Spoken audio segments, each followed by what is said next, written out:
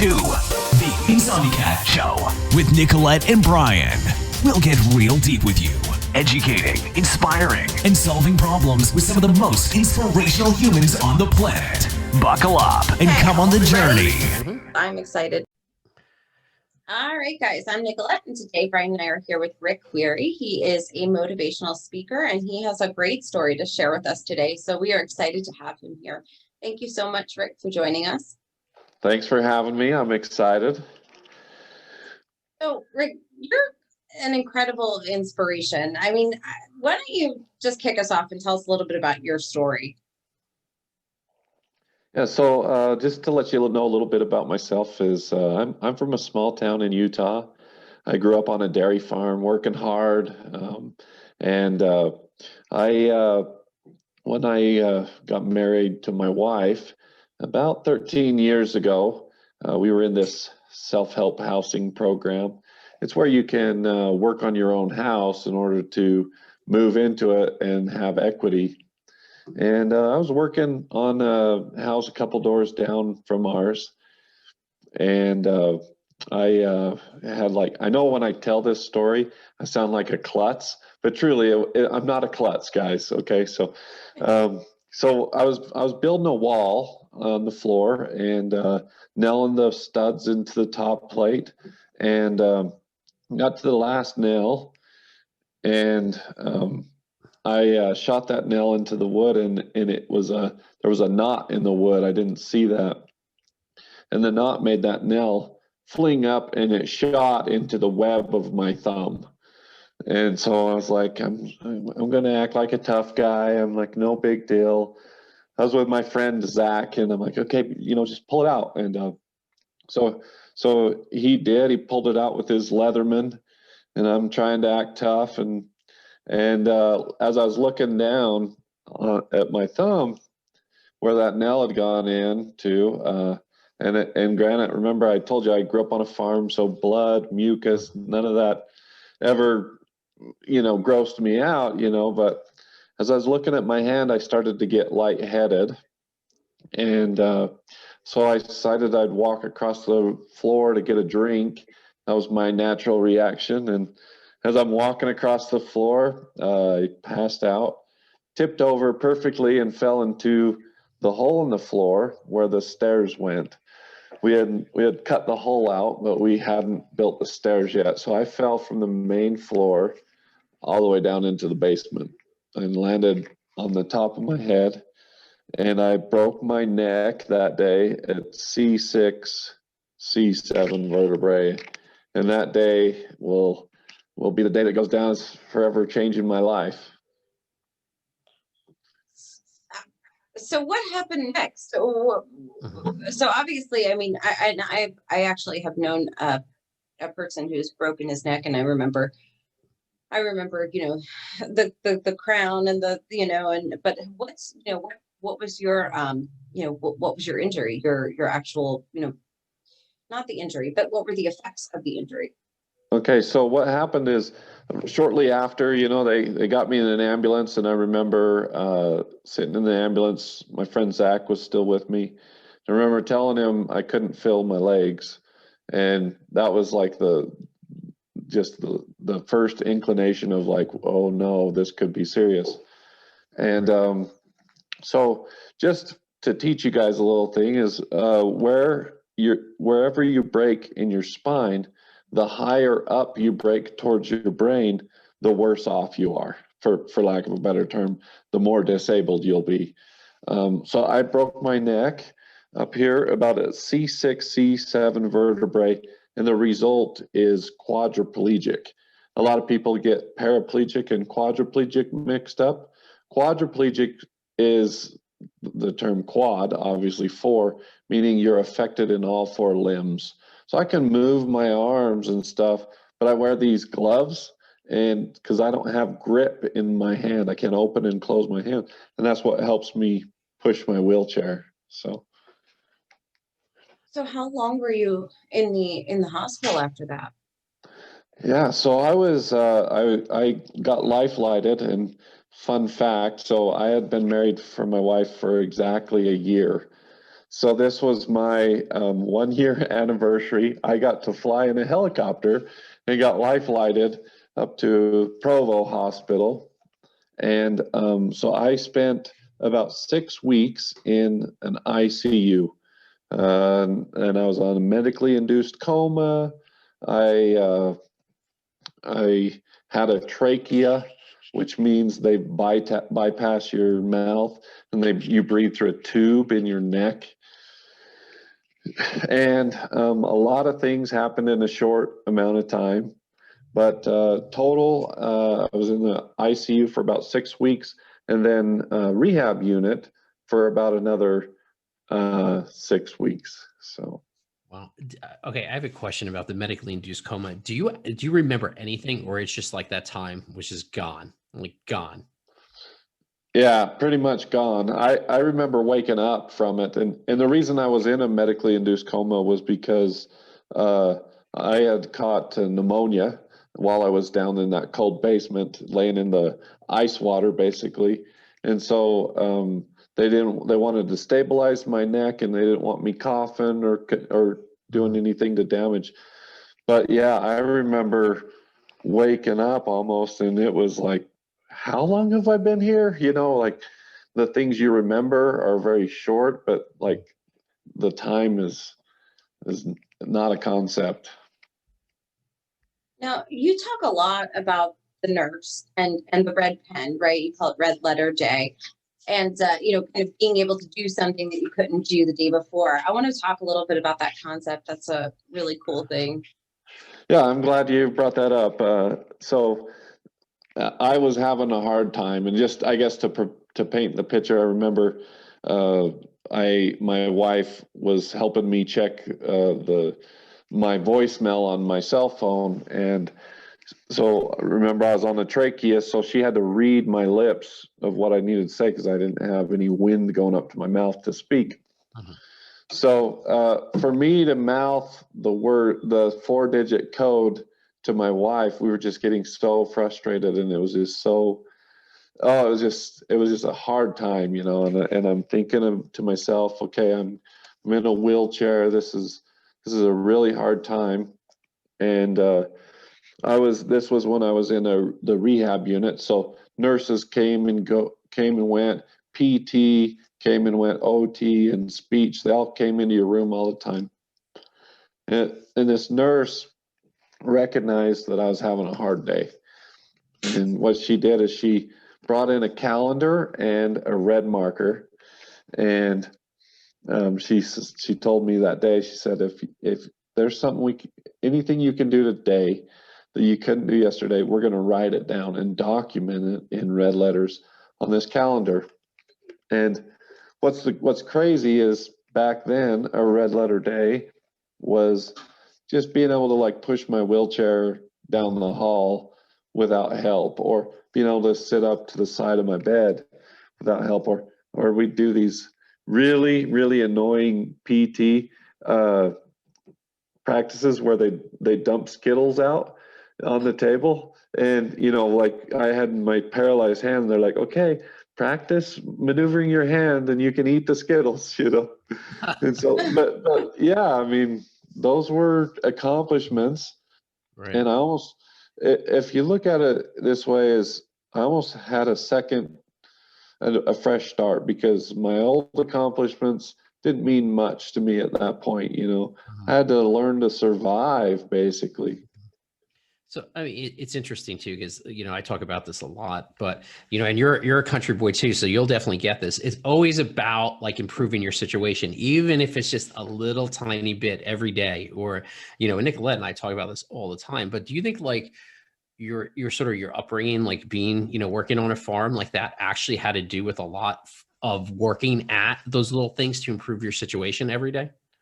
Absolutely. I knew the definition of work. I was driving a tractor at like 10 years old, and farming and all that, and I still am proud of that.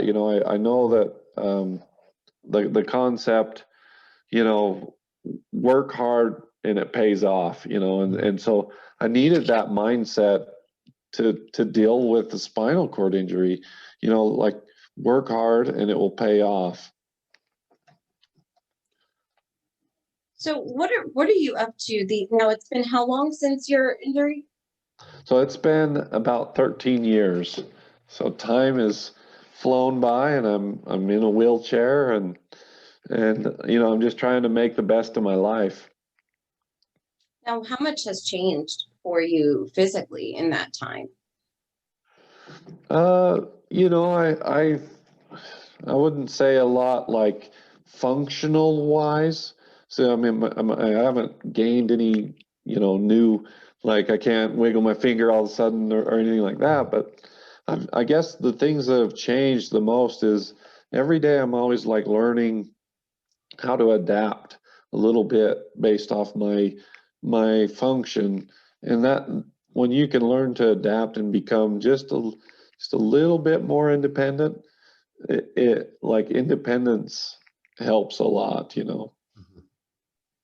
And you also, I mean, that kind of reminds me of something else to talk about, you know, the journey, right? And enjoying the journey. And so, you know, I mean, you've had to, I mean, it could be hard, especially, I mean, I think about myself, how difficult that would be for me to enjoy this journey. And you talk a lot about, I mean, how have you learned to enjoy that process of, you know, gaining a little bit of independence, you know, and how do you, you know, hope to use that to inspire others? Well, you know, I really want to, Nicolette and Brian, I want to be honest with you. There's been highs and lows, you know, and there's been moments where, man, I'm proud of that little accomplishment. And there's been time where, you know, I hope I can share this honestly with you guys. There's a moment where I really didn't have a will to live. You know, I was very depressed, and just to share a little story about what was going on is I remember I wanted to, you know, for lack of a better term, I wanted to end it. And I remember I had a manual wheelchair, and I didn't think I could push. My idea was I was going to push myself into the canal that was up the road from me, right, in my neighborhood. And I didn't think I would be able to push that far by myself. So I decided I was just going to, you know, that concept of work hard, right? I was going to push to the end of the street one day and then back, and then push to the base of this hill where the canal was. And then I was going to push up to the canal. And so the day that I decided that I could do it, I still wasn't sure, but I was like, if I can get up to that hill, I'm going to. And so I got to the bottom of the hill, I pushed as hard as I could, and I got to the top of the hill. And something changed mentally then, because I looked back down that hill and I looked at that as an accomplishment, because I couldn't do that yesterday. And instead of, I guess my mindset changed, and instead of pushing into the canal, I decided to push around the block, the whole way around the block, because I'm like this newfound confidence of I can do this. So I did that, and when I got home, my sweet wife was waiting on the porch, and she was so freaking proud of me. She's like, "You just did something that you couldn't do yesterday," you know. And then that nurse came to my mind, and that concept and everything. And I thought to myself, you know, sky's the limit. Why stop at pushing your wheelchair? Why stop at, you know, this function or this skill that you need to develop? You know, the sky's the limit. And that's where my story, where I'm most proud of my story beginning. Yeah, it's and that's an awesome thing, because it's no one knows what anyone's capable of, right? Or to your point, the sky's the limit, right? No one knows what's impossible or possible, and if you push yourself, you're achieving accomplishments for you, and that's all that matters. Yeah, I like to put myself in a position where where people will look over and they'll be like, that guy's in a wheelchair. What the hell's he doing out here, kind of thing. Like, so I got a story for you guys. I got invited from a group from my church to go ice fishing. It was an activity. Uh-huh. And I'd never been before, even, and so I'm like, I'll go, and I'm like, cool.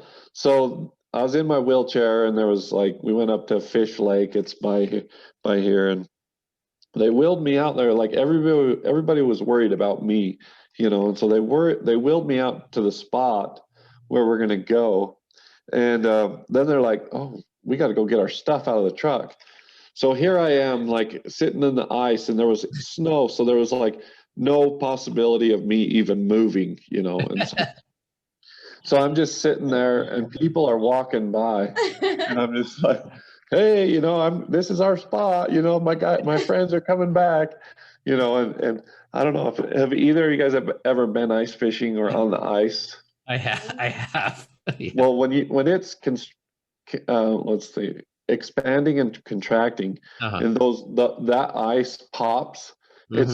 It's like taking two of the biggest steely marbles you can and pounding them together, and then it's not just a pop, it's a roar that lasts like thunder, Mm-hmm. Mm-hmm. and that first time experience, I'm like, wow, if I go under, just put a cross at the beach and say Rick died here, he was a good man. That's funny. Well, it's so amazing that you don't allow anything to kind of limit what you can do, right? I mean, who cares? To me, and I don't mean who cares in a negative way, like who cares? Go do what you want to do, right? Like make it happen. And you're living proof of that. I actually think one of the most enjoyable things for me is watching you enjoy the fact that other people are like, wait, how'd this guy get here? Like, how'd he get out on this ice in a foot of snow and he's gonna go ice fishing? Wait, what's going on? Because you gotta sort of laugh at situations. You can't you gotta just sort of enjoy what you're doing at the time you're doing it. I don't know. I think that's great. Yeah. So what are you up to now, Rick? I mean, how are you trying to inspire others? Mm-hmm. So, I mean, what I'm up to now is like on a personal level, I want to inspire others through my Instagram and my social media and things like this, where I can share my story. But on like a life level, I also, I have a hand cycle, and I like to ride it, as much as I can. I have this app on my phone, which is, if you're getting into cycling in general, I would say steer clear from it because it is so addicting. It's called Strava, and it just keeps track of your mileage, your miles per hour, and everything. And I'm like, if I go for, let's say, a 10-mile bike ride, and I know like every point in that 10 miles, like my pace where I should be. And I guess that's just my nature. I'm so competitive in sports and stuff. I've always been taught, competitive nature. And so I'm always on my bike. I'm always trying to like beat my record, and my wife is always like, just enjoy the ride for once, like stop and take pictures. And I'm like, nope, got to beat my record, and right, no time. And throw a GoPro on it, and there you go. Just film the whole thing as you're going. Yeah, there you go. Oh, I've started doing that, and stuff. So another thing that I'm kind of really proud of and looking forward to is there's a sport called wheelchair rugby. Growing up, I love sports because that was my way of getting out of work. If you had practice during time to milk cows, you didn't have to milk cows. But I did develop as a young age this love for sports and like the brotherhood of a team and everything like that. And I play this sport called wheelchair rugby. If you're not familiar with it, there's a documentary called Murder Ball. That's the sport. It was called Murder Ball when they came out, but they really couldn't get sponsors for a sport called murder ball, and so they tried to name it something official, but basically what it is I call it like bumper cars mixed with like chess, because there is a lot of strategy, and you're in these like armored wheelchairs that are made to like ram the hell out of each other, and it's very competitive, and I play for a team out of Las Vegas. We're the Las Vegas High Rollers, and in the last year it was canceled because of coronavirus, so we have like plenty of making up to do and everything. That's awesome. What sports did you play when you were younger? Would you play? So I mostly played baseball, basketball, and football. Those were my kind of like the main sports that the community had. I wasn't really into wrestling because I like basketball, but yeah. And that's one thing I was really worried about when I broke my neck. I'm like, what, I was playing softball at the time with a league of, beer drinking guys, we had a lot of fun, and I was worried that I wouldn't find something to replace that. But I mean, what I've learned is when you're a competitive guy like me, you can make a sport out of drinking water bottle, I mean, you can make competitive anything. Yeah, no, that's awesome. I mean, and I'm sure that led to some of your grit and determination growing up too. Besides working hard, you probably had a lot of grit and determination from all the sports too. But what strikes me as interesting is, when we first started talking, you were talking about not being able to get like down the street, and then now you're riding 10 miles on your hand cycle. That's a huge accomplishment, going from not being able to wheel your wheelchair down the street to doing 10 miles and beat your time. I mean, and now playing murder ball, so there's been a lot of progression in many ways. Yeah, and like I said, I feel like it's really important to like share those experiences with someone. And, I like you guys doing the podcast double, and I have another story for you guys if it's okay, So growing up, I grew up in Roosevelt, Utah, and they have a really, really nice golf course. And like I mentioned, the main three sports were baseball, basketball, and football. So we didn't really have time for golf. But after I graduated high school, I picked up golf with my friend, and we weren't taking it serious at all. But I mean, we were still competitive, And we were like living the easy life, We'd go golfing every day at noon, Responsibility hasn't quite hit us yet because it was the summer before college or, whatever. And so we'd go golfing every day at noon. And one day he couldn't go with me.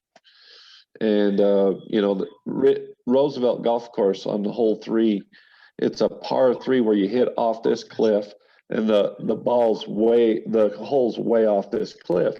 So it's really like a fun hole. And so what happened is I got to hole 3, and remember, I'm by myself.